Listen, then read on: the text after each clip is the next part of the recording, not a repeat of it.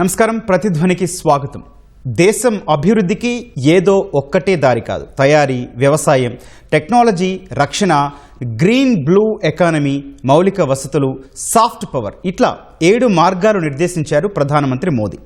ఢిల్లీ ఎర్రకోట వేదికగా 80వ స్వాతంత్ర దినోత్సవ ప్రసంగంలో వీటినే సప్తధారగా పేర్కొన్నారు. భారత్ ప్రపంచానికి మార్కెట్గా కాదు, టెక్నాలజీ, తయారీ, ఆవిష్కరణల్లో గ్లోబల్ లీడర్గా కావాలన్నది ఆయన లక్ష్యం.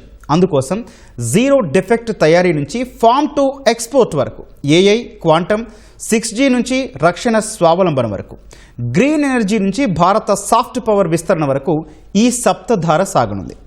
40కి పైగా దేశాలతో వాణిజ్య ఒప్పందాలతో ఎంఎస్ఎంఈలకు కొత్త మార్కెట్లు తెరుచుకోనున్నాయంటున్నారు. ఈ నేపథ్యంలో నాణ్యతలో రాజీ లేకుండా భారత్ ప్రపంచ ఆర్థిక వ్యవస్థలో రేపటి శక్తిగా ఎదగగలదా? ఈ 7 మార్గాలపై పరిశ్రమ వర్గాలు ఏమంటున్నాయి?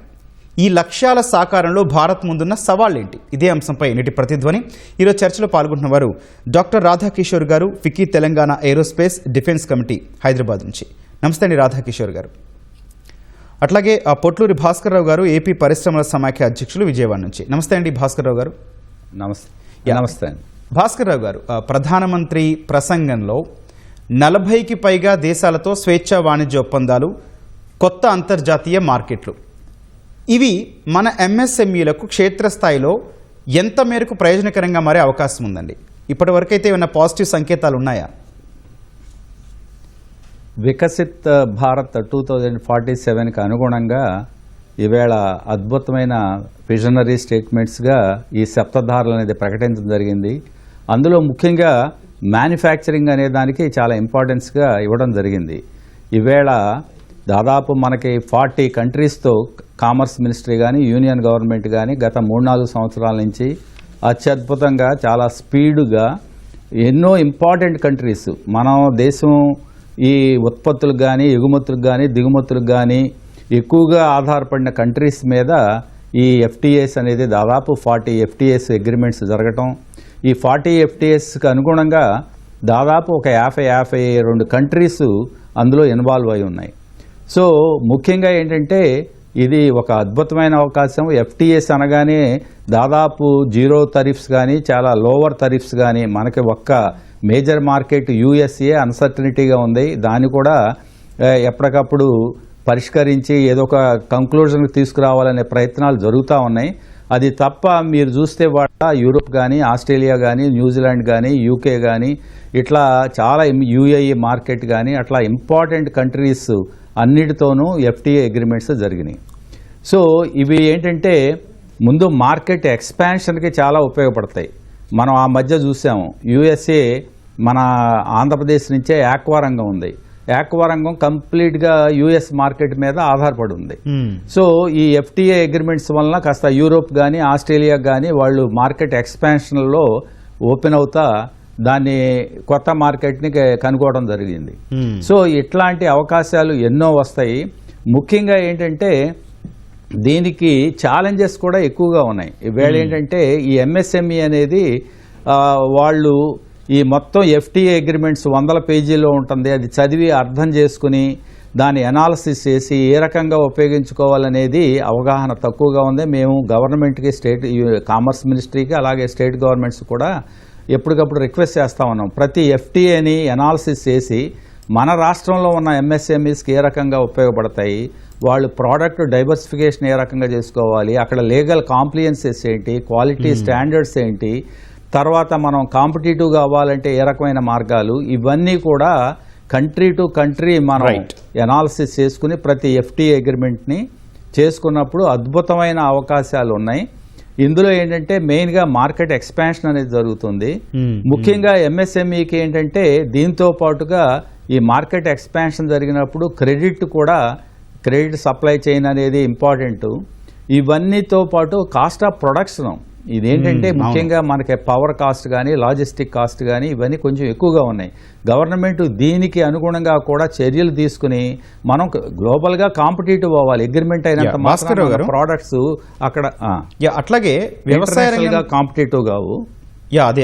అదే భాస్కర్ రావు గారు, వ్యవసాయ రంగంలో ఈ farm to export, supply chain, food processing, సిరి అన్న, సహజ వ్యవసాయం గురించి కూడా ప్రధాని చెబుతున్నారు. ఉత్పత్తి కంటే కూడా మార్కెట్, నిల్వ, ప్రాసెసింగ్, ఎగుమతులపై దృష్టి పెట్టడం ద్వారా రైతు ఆదాయం ఏ మేరకు పెంచే అవకాశం ఉంటుందండి? ఇది ఫుడ్ ప్రాసెసింగ్ అనేది చాలా చాలా ఇంపార్టెంట్ సెక్టార్ అండి మన ఇండియాకి. ఎందుకంటే ప్రైమరీగా మనం అగ్రికల్చర్ ఓరియంటెడ్ కంట్రీ. ఇప్పుడిప్పుడే ఇండస్ట్రియల్గా మనం డెవలప్ అవుతా వెళ్తా ఉన్నాము. కానీ స్టిల్ ఏంటంటే మనకున్న న్యాచురల్ అడ్వాంటేజ్ వలన మన దేశంలో పండని పంట లేదు. మీరు అది హార్టికల్చర్ వేసుకోండి, సెరియల్స్ వేసుకోండి, పల్స్ వేసుకోండి, స్పైసెస్ వేసుకోండి, ఎనీ టైప్ ఆఫ్ క్రాప్ మన దగ్గర ఇండియాలో పండుతూ ఉంటుంది. ఇందులో ఏంటంటే గవర్నమెంట్ కూడా ఈ కొన్ని సీరియల్స్లో మనం ఎక్కువ ప్రొడక్షన్ చేస్తున్నాం, పల్సెస్, ఆయిల్ సీడ్స్ ఏమో డెఫిషియెంట్గా ఉంది. ఇట్లాంటిది కొంచెం గవర్నమెంట్ షిఫ్ట్ చేసి ఫార్మర్స్ని ఎంకరేజ్ చేసి మనకి షార్ట్ కమింగ్స్ ఎక్కడ ఉన్నాయో ఆ క్రాప్స్కి కమర్షియల్ క్రాప్స్ కానీ, పల్సెస్ కానీ, లేకపోతే హార్టికల్చరల్ ప్రొడ్యూసెస్ కానీ వీటి మీద రైతులను తరలించటం. ఆ రకంగా కాకుండా ప్రాసెసింగ్ లెవెల్స్లో చాలా చాలా ప్రోడక్ట్స్లో మనకేంటంటే యూనివర్సల్గా చాలా developed countries 60 to 70% agricultural production process చేస్తారు. మనకి అన్ఫార్చునేట్గా ఇండియాలో ఇవాళ కూడా 10 to 12% కూడా మనం ప్రొడ్యూస్ అయిందని ప్రాసెస్ చేయట్లా. అదే డొమెస్టిక్ మార్కెట్ కావనండి, ఇంటర్నేషనల్ మార్కెట్ కావనండి. సో అంత హ్యూజ్ స్కోప్ ఉన్న సెక్టార్ ఇది ఫుడ్ ప్రాసెసింగ్ సెక్టార్. మన రాష్ట్రం కనుక తీసుకుంటే ఏపీలో చాలా ఫుడ్ ప్రాసెసింగ్ యూనిట్స్ వస్తూ ఉన్నాయి. ఈ FTA అగ్రిమెంట్ల వలన కూడా ఎంతో అడ్వాంటేజ్ ఉంటుంది. ముఖ్యంగా ఏంటంటే ఇందులో కోల్డ్ చైన్ ఇన్ఫ్రాస్ట్రక్చరు, ఎన్నో టెక్నాలజీస్ వస్తూ ఉన్నాయి. ఇవేళ ఏంటంటే మీరు చూస్తే ఫ్రీజ్ టెక్నాలజీస్ అనేది డెవలప్ అయ్యి ఫ్రోజన్ వెరైటీస్ అనేది ఎక్కువగా మనం వాళ్ళ ఎక్స్పోర్ట్ చేయగలుగుతున్నాం. ఒక మ్యాంగో తీసుకుంటేనే మ్యాంగోలో మనకి చిత్తూరు దగ్గర దాదాపు 40-50 యూనిట్స్ ఉన్నాయి. పల్పే కాకుండా ఈవేళ ఫ్రోజన్ పల్ప్ను కూడా ఎక్స్పోర్ట్ చేయగలుగుతున్నాము. తర్వాత డీప్ ఫ్రోజన్ ఫ్రైయింగ్ టెక్నాలజీస్ అనేది రకరకాల టెక్నాలజీస్ ఈ ఫుడ్ ప్రాసెసింగ్లో వస్తూ ఉన్నాయి. ముఖ్యంగా ఏంటంటే కోల్డ్ చైన్ ఇన్ఫ్రాస్ట్రక్చర్ అనేది బాగా స్ట్రెంగ్తెన్ చేయాల్సిన అవసరం ఉంది.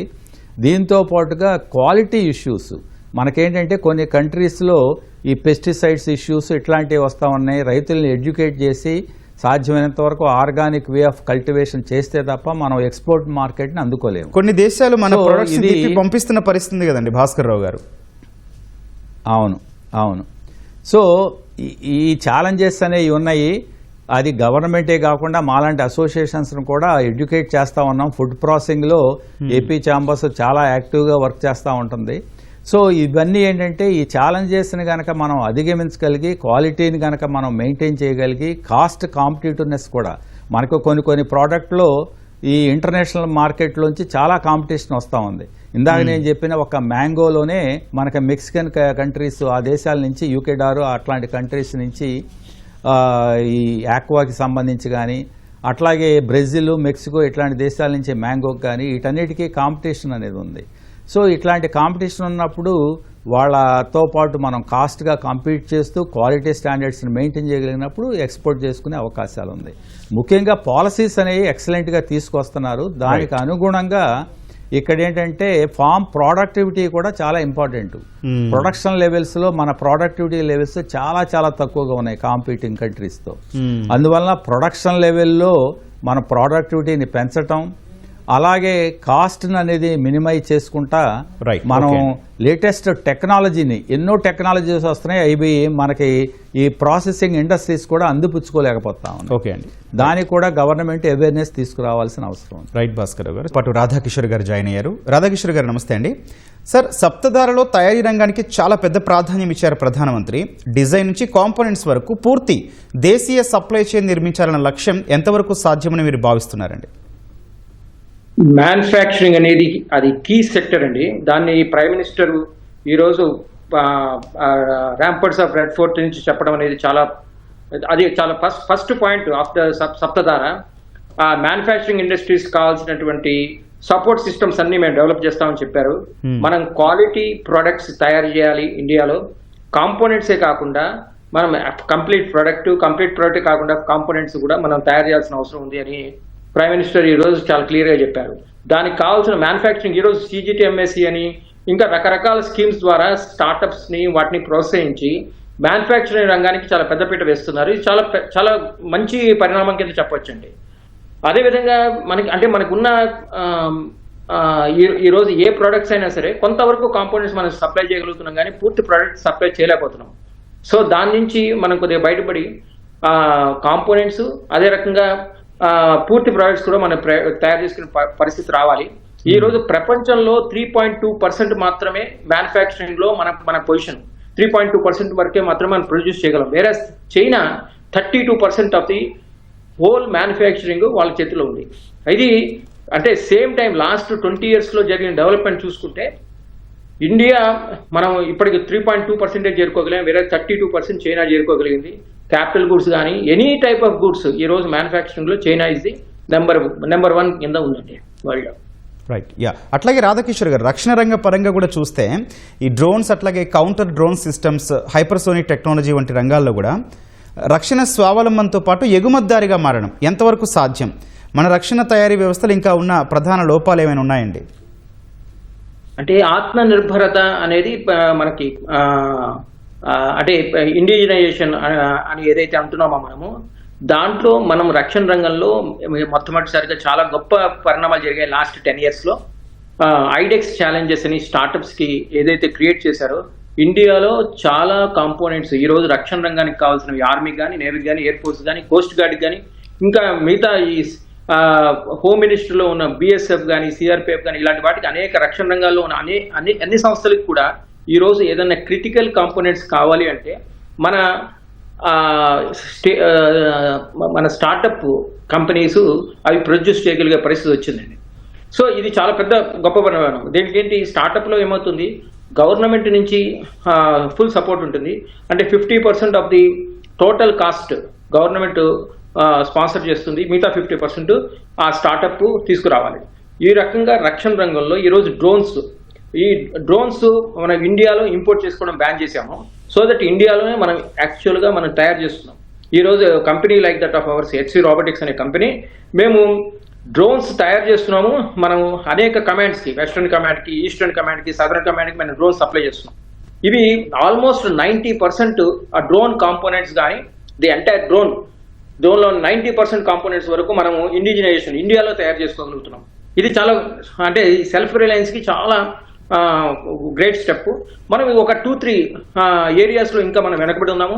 అఫ్కోర్స్ బ్యాటరీ టెక్నాలజీ మన దగ్గర చాలా తక్కువ వస్తుంది. అందుకని ఆ బ్యాటరీ టెక్నాలజీని కూడా మనం అధిగమించగలిగితే ఈరోజు బిఎల్డిసి మోటార్స్ దగ్గర నుంచి డ్రోన్లో ఉన్నటువంటి అనేక పార్ట్స్, మొత్తం ఆల్మోస్ట్ ఎవ్రీ పార్ట్ మా కంపెనీ తయారు చేస్తుంది. ఇది చిన్న కంపెనీ అయినా మేమే తయారు చేయగలుగుతున్నాం. అలాగే కౌంటర్ డ్రోన్ టెక్నాలజీ కానీ, నెక్స్ట్ జన్ ఇప్పుడు వచ్చే ఎలక్ట్రానిక్ వార్ఫేర్ అంతా కూడా మనం ఇండియాలోనే తయారు చేసుకునే పరిస్థితి వస్తోంది కూడా. ఇది చాలా మంచి పరిణామం. ఆ మేరకు ఆ క్వాలిటీ నిపుణులు మన దగ్గర సరిపోయినంత ఉన్నారా, లేకపోతే విదేశాలకు తరలిపోతున్నారా? అక్కడ సమస్య వచ్చే అవకాశం కనిపించట్లేదా? దేంట్లో అండి? సారీ, ఈ క్వాలిటీ తయారీ రంగ నిపుణులు కావచ్చు, లేకపోతే డ్రోన్ టెక్నాలజీలో కావాల్సిన క్వాలిటీ బ్రెయిన్స్ కావచ్చు. క్వాలిటీ రంగంలో అండి ఇదివరకు అంటే మన డిపెండెన్సీ లేకపోతే మన దగ్గర ఉండేటువంటి టెక్నాలజీస్ కూడా ఈ క్వాలిటీ కాన్షియస్నెస్ కొద్దిగా తక్కువ ఉండేది. కానీ ఈరోజు ప్రెసిషన్ టెక్నాలజీ చాలా ఇంపార్టెంట్. రక్షణ రంగంలో ఎస్పెషల్లీ మనం పైకి రావాలంటే క్వాలిటీ అనేది ప్రైమరీ ఫోకస్. మన కస్టమర్స్ ఈ రోజు చాలా కంపెనీస్ ఇండియాలో, బోయింగ్ లాంటి కంపెనీస్కి, ఎయిర్ బస్ లాంటి కంపెనీస్కి, ప్రాట్ అండ్ విట్నీ లాంటి కంపెనీస్కి అందరికీ మనం కాంపోనెంట్స్ తయారు చేయగలుగుతున్నాం, ఇవ్వగలుగుతున్నాం. అంటే క్వాలిటీ ఎంత పెరిగింది ఇన్ ద లాస్ట్ 30 years ఇండియాలో అనేది దీని వల్ల తెలుస్తుంది. అదే రంగంలో ఆటోమొబైల్ టెక్నాలజీలో కూడా మన components are going to so many places in the world. అంటే యుఎస్ కానీ, చైనా కానీ, రష్యా కానీ, అన్ని చోట్లకి కూడా మన కాంపోనెంట్స్, మన సాఫ్ట్వేర్, హార్డ్వేర్ అన్ని వెళ్తున్నాయి. కానీ మనం కంప్లీట్ ప్రొడక్ట్ చేసుకునే స్థాయిలో లేము. ఒక 80% to 70% దగ్గర ఆగిపోతున్నాం. కానీ క్వాలిటీ మీద మనం చాలా ఫోకస్ పెట్టాము ఇప్పుడు. అండ్ ఆ క్వాలిటీ మనం ఇంకా కంటిన్యూ చేస్తే మాత్రం 100% మనకి ఎక్కడ రిజెక్షన్స్ లేవండి. ఇదివరకు మనం పంపించే ప్రోడక్ట్ రిజెక్ట్ చేసేవాళ్ళు, యుఎస్ కానీ, మన ఫార్మా రంగంలో కానీ, ఎక్కడైనా సరే. కానీ ఈరోజు రిజెక్షన్స్ లేవు. ఇండియాలో ఉన్న manufacturing industry is very robust and is able to make highly rated components. Right అండి. భాస్కరరావు గారు, మీరు చెప్పండి, నాణ్యత అట్లాగే తక్కువ ధర, భారీ ఉత్పత్తి, ఈ 3 లక్ష్యాల వైపు ప్రయాణంలో ఫార్చ్యూన్ 500 కంపెనీస్లో కనీసం 50 భారతీయ సంస్థలు ఉండాలని ప్రధానమంత్రి పిలుపునిచ్చారు. అయితే ప్రస్తుతం మనం ఉన్నటువంటి 9 నుంచి ఈ 50 వరకు చేరుకోవాలంటే ఎట్లా సాగాలి ఈ ప్రయాణం? ఇది చాలా ఇంపార్టెంట్ ఇష్యూ వాళ్ళు ఆయన టేకప్ చేయడం జరిగింది. ఎందుకంటే ఫార్చ్యూన్ 500లో ఇవాళకి మనం దాదాపు ఓన్లీ 9 కంపెనీలు, అది కూడా చూస్తే మీరు టాటాస్ నుంచి ఒక 3 కంపెనీలు, టీసీఎస్, టాటా మోటార్స్ ఇట్లాంటి, తర్వాత ఎల్ఐసి కానీ, స్టేట్ బ్యాంక్ ఆఫ్ ఇండియా, ఇట్లా కొన్ని ఇంపార్టెంట్ సర్వీస్ సెక్టార్లో ఉన్నాయి. తర్వాత రియల్ మ్యానుఫ్యాక్చరింగ్ సైడ్ కానీ ఇవి కానీ ఉన్నాయి ఒక 3-4 కంపెనీలే. హెచ్డిఎఫ్సి బ్యాంక్స్ ఒక 2-3, మిగతాది ఎల్ఐసి, తర్వాత ఆయిల్ కంపెనీస్ ఓఎన్జీసీసీను ఆయిల్ ఇండియా కంపెనీ. సో ముఖ్యంగా ఇందులో మేజర్ ఛాలెంజ్ ఏంటంటే ఫార్చ్యూన్ 500 రేంజ్కి ఎదగాలనుకున్నప్పుడు $multi-billion కంపెనీస్గా ఎదగాల్సిన అవసరం ఉంది. దీంతో ఏంటంటే మనకి ముఖ్యమైన ఛాలెంజ్ ఎప్పటి నుంచో ఫేస్ అవుతుంది, ఈ వాల్యూ చైన్ అనేది ఇన్కంప్లీట్గా ఉంది ఇండియాలో. దాదాపు చాలా కాంపోనెంట్స్ని ఇంపోర్ట్ చేసుకోవాల్సి వస్తుంది. వాళ్ళ ఫార్మానే చూస్తే మీరు కంప్లీట్ రా మెటీరియల్స్ అని మనం ఇంపోర్ట్ చేసుకుని, చైనా నుంచి ఇంపోర్ట్ చేసుకుని ఇక్కడ మనం ఫార్మా ఉత్పత్తులను తయారు చేయడం జరుగుతూ ఉంది. అట్లా ఎలక్ట్రానిక్స్ తీసుకుంటే మీరు మనం రేణిగుంట దగ్గర మొబైల్ మ్యానుఫ్యాక్చరింగ్ హబ్ లాగా మనం ఎదగలిగాం, కానీ అందులో 80 to 90% కాంపోనెంట్స్ అన్నీ మనకి ఇంపోర్ట్ అవుతా ఉన్నాయి. సో కంప్లీట్ వాల్యూ చైన్ అనేది మనం ఇండియాలోనే చేయగలిగినప్పుడు, తర్వాత ఏంటంటే global standards country to country డిఫరెంట్గా ఉంటాయి. ఒక ఫార్చ్యూన్ 500 కంపెనీగా ఎదగాలని అనుకున్నప్పుడు ఎన్నో కంపెనీస్లో ఉన్న స్టాండర్డ్స్ కానీ ఇవి కానీ వాటన్నిటిని ఫాలో అవుతా, లీగల్ కాంప్లియన్సెస్ కానీ ఇట్లా, తర్వాత cost competitiveness is very very important. ఒక ఫార్చ్యూన్ 500 కంపెనీగా అనుకున్నప్పుడు గ్లోబల్ లెవెల్లో మొత్తం ఎన్నో కంపెనీస్కు కాంపిటీషన్లోకి వస్తాయి.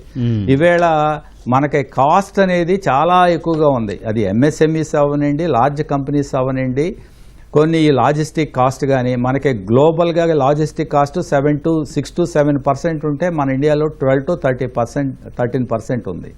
దాన్ని క్రమేణా తగ్గించాలనే ప్రయత్నాలు జరుగుతూ ఉన్నాయి, కానీ ఇంకా ర్యాపిడ్ ఇంప్రూవ్మెంట్ అనేది రావాలి.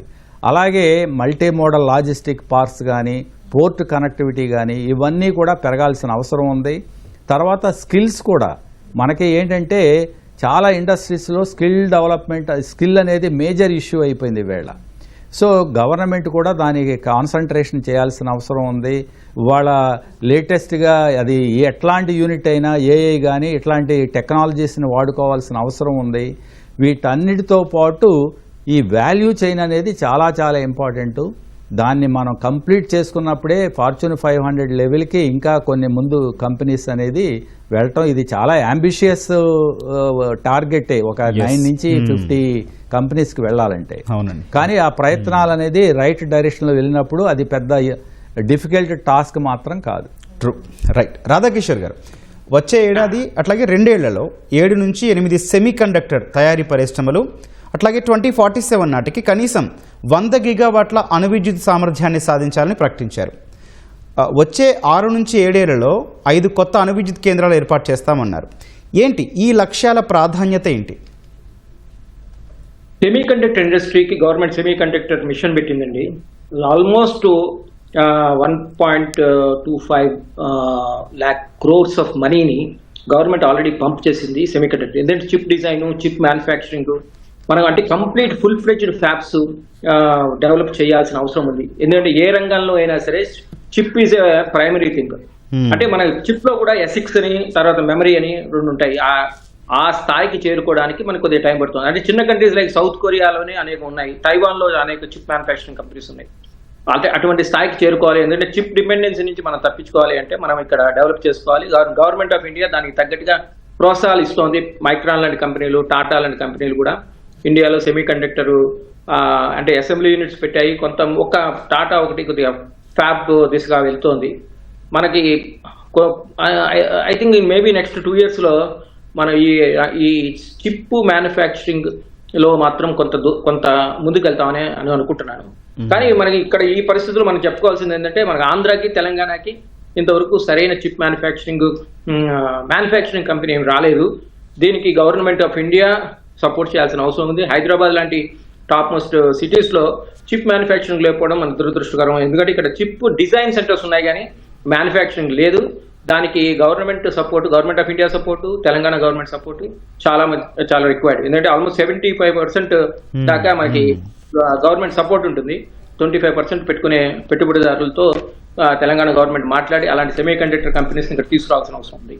రెండోది, మీరు చెప్పిన nuclear power stations next 5 years, next few years లో 5 స్టేషన్స్ పెడదామని ప్రైమ్ మినిస్టర్ గారు అన్నారు ఈ రోజు. That's very supportive measure. Again మనకి ఉన్న ఇప్పుడు డేటా సెంటర్ డెవలప్మెంట్ కి వాటికి అనేక వాటికి ఈ సెమీ కండక్టర్ కంపెనీస్ కి పవర్ చాలా ముఖ్యం అండి. ఆ పవర్స్ కావడానికి మాత్రం ఈ న్యూక్లియర్ పవర్ స్టేషన్స్ చాలా ఇంపార్టెంట్. మనకి సెపరేట్, మనకి హైలీ డెవలప్డ్ టెక్నాలజీ ఇప్పుడు మనకు ఉంది న్యూక్లియర్ స్టేషన్స్ డెవలప్ చేయడానికి. Right sir, okay. Bhaskararao garu, చివరిగా ప్రధాని సప్తధార లక్ష్యాలు చాలా విస్తృతంగా ఉన్నాయి. కానీ లక్ష్యాలను ప్రకటించడం ఒక ఎత్తు అయితే వాటిని నిర్దిష్ట కాల వ్యవధిలో కార్యరూపంలోకి తీసుకురావడం మరో ఎత్తు. అట్లాగే ఇదే సమయంలో ఆంధ్రప్రదేశ్, తెలంగాణ కోణంలో వీటి ద్వారా ఎలాంటి లబ్ధి పొందొచ్చు అంటారు మీరు? లక్ష్యాలు ఎప్పటికప్పుడు ప్రకటిస్తూ ఉన్నారు, కానీ కార్యరూపం దాల్చే టయానికి చాలా ఛాలెంజెస్ వస్తున్నాయి. ఆ ఛాలెంజెస్ అనేది అధిగమించలేకపోతా ఉన్నాం. ముఖ్యంగా చూస్తే మనకి వోకల్ ఫర్ లోకల్ అని, చైనాకి సబ్స్టిట్యూట్గా మనం ఎదగాలని, ఇట్లా ఎన్నో రకాల స్టేట్మెంట్స్ జరుగుతూ ఉన్నాయి. అయితే ఏంటంటే ఈ సప్తధార వాళ్ళ పెట్టిన ఈ సప్తధారకు సంబంధించిన విజన్ అనేది చాలా బాగుంది.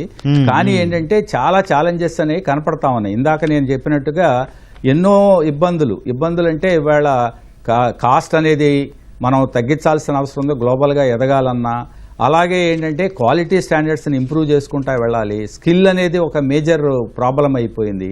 వీటన్నిటిని అధిగమించుకుంటూ రా మెటీరియల్ కానీ ఇంకోటి కానీ మనకేంటంటే గ్లోబల్ లెవెల్లో వాళ్ళ అగ్రికల్చర్ తీసుకుంటేనే ఇందాక నేను చెప్పినట్టుగా ప్రొడక్టివిటీ లెవెల్స్ చాలా తక్కువగా ఉన్నాయి.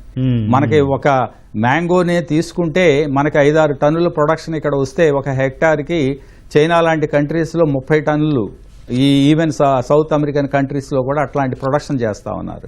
సో ఇవన్నీ ఛాలెంజెస్ చాలా ఉన్నాయి. ఇవన్నీ అధిగమించాల్సిన అవసరం ఉంది. ముఖ్యంగా ఏంటంటే ఎంఎస్ఎంఈస్కి క్రెడిట్ రిక్వైర్మెంట్స్. ఇప్పుడు ఎంఎస్ఎంఈస్ ఎప్పుడు back bone of the country అంటా ఉన్నాం, కానీ అవి చాలా ఛాలెంజెస్ ఫేస్ అవుతా ఉన్నాయి.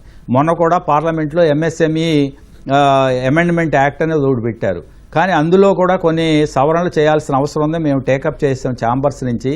అది పూర్తిగా కాంప్రిహెన్సివ్గా లేదు ఆ బిల్ అని చెప్పి. సో ఇట్లాంటి ఛాలెంజెస్. దీంతో పాటుగా మనం కనుక చూస్తే వాళ్ళ ఆంధ్రప్రదేశ్, తెలంగాణకి సంబంధించి ఇందులో చాలా అద్భుతమైన అవకాశాలు ఉన్నాయి. ముఖ్యంగా ఏంటంటే ఫుడ్ ప్రాసెసింగే తీసుకుంటే ఈ 2 రాష్ట్రాలు దేశంలోనే ఒక ఫుడ్ ప్రాసెసింగ్ హబ్ లాగా ఉన్నాయి. సో అగ్రికల్చర్ ప్రొడక్షన్లో కానీ ఇంకోటి కానీ మనకి ఒక యాక్వా ఎంటైర్ కంట్రీలోనే యాక్వాలో టాప్ పొజిషన్లో ఉంది ఆంధ్రప్రదేశ్. Right sir. వీటితో పాటుగా ఎంఎస్ఎంఈ యొక్క ఎకో సిస్టమ్ కూడా డెవలప్ అవుతా వెళ్తా ఉంది. రైట్ అండి. సో ఇవి announce defence and manufacturing hubs కూడా ఈ 2 రాష్ట్రాలు బాగా ఎదుగుతా ఉన్నాయి. అందువల్ల ఈయన ప్రకటించిన దాంట్లో చాలా వరకు మన 2 రాష్ట్రాలకి ఉపయోగపడతాయి సద్వినియోగం చేసుకోగలిగితే. ధన్యవాదాలండి రాధాకిషోర్ గారు, అట్లాగే పొట్లూరి భాస్కరరావు గారు చర్చలో పాల్గొన్నందుకు. థ్యాంక్ యూ అండి. ఇది నేటి ప్రతిధ్వని. నమస్కారం.